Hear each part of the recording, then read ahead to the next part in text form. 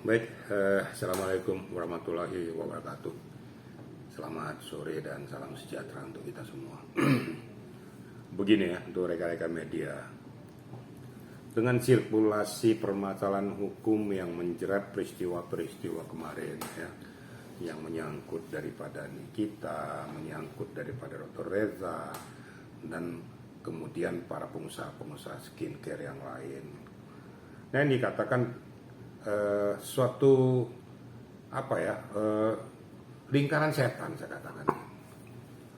Ada permasalahan, ada yang memanfaatkan permasalahan itu untuk kepentingan pribadi ataupun kelompoknya.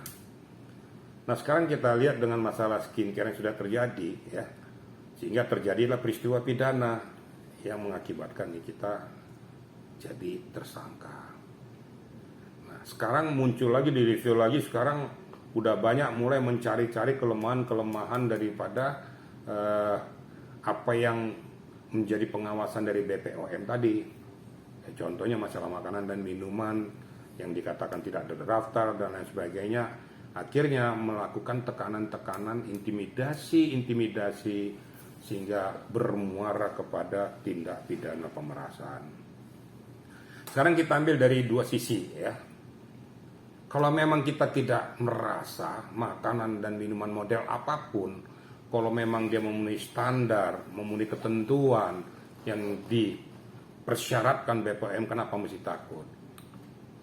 Yang kedua, ya, azas manfaat orang-orang yang menginginkan situasi itu jadi suatu polemik, memanfaatkan situasi untuk melakukan pemerasan, ini adalah oknum-oknum yang perlu disikat habis juga.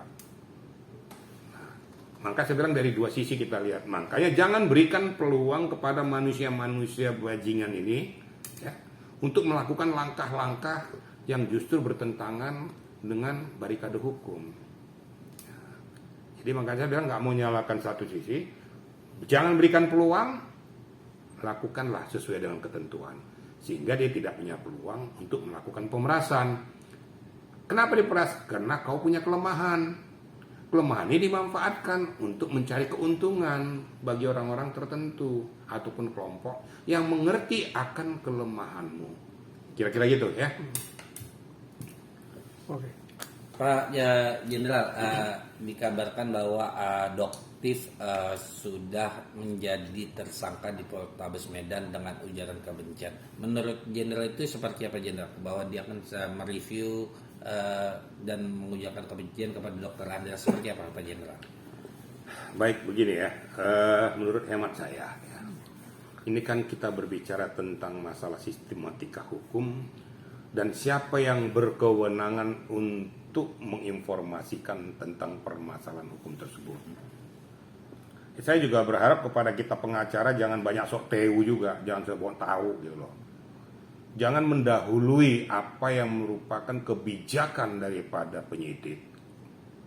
Katakan sekarang yang dilaporkan masalah Doktif ya, yang membuat suatu ujaran kebencian ataupun mempolitisasi permasalahan tentang masalah Dr. Andreas, sehingga dia dikenakan dengan penerapan pasal Undang-Undang ITE pasal 27 tersebut. Saya tahu, karena saya juga mantan penyidik, tentu saya punya jalur koordinasi dengan orang-orang yang punya kewenangan. Namun saya tidak punya hak kewenangan untuk menginformasikan kepada masyarakat, memastikan kepada masyarakat bahwa seseorang itu sudah jadi tersangka. Itu bukan hak daripada pengacara untuk ngomong itu sebelum penyidik mengungkapkan, mempublikasikan melalui humasnya. Ini tolong kita sama-sama menghargai ya aturan main itu. Lah penyidik aja belum ngomong kok bahwa dia tersangka atau tidak. Walaupun mungkin dia tahu ya berdasarkan katanya hasil SP2HP-nya, dia tahu bahwa dia akan diangkat kebetulan nanti mau jadi tersangka, tapi kamu tidak punya hak untuk bicara tentang itu. Nanti tunggu, kan ada humas dari pihak kepolisian untuk berbicara, mengatakan bahwa status yang bersangkutan sudah meningkat dari penyidikan dan menjadikan penetapan tersangka. Itu baru sah secara hukum. Ini tolong sama-sama kita menghormati dan menghargai lah. Begitu kira-kira ya. Berarti kalau